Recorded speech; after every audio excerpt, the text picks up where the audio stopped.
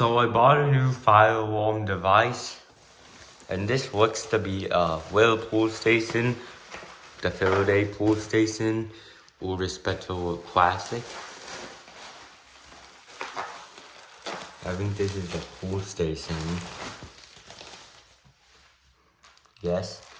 So here we go with the Faraday F1GT pool station. It's tightly wrapped in bubble wraps, so I'm gonna open it. So we have the pool station. There's a Faraday logo, Chevron style. The pull down text is red, and you get fire alarm.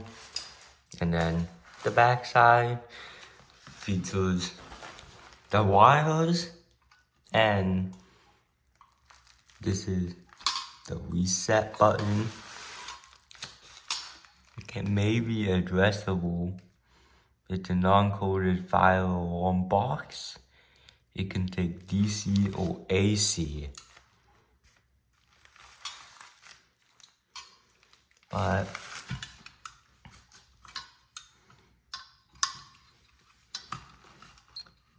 I have to push a button to reset it. And then use a screw. But this does have some rust on it. It's not in perfect condition, but it's otherwise okay.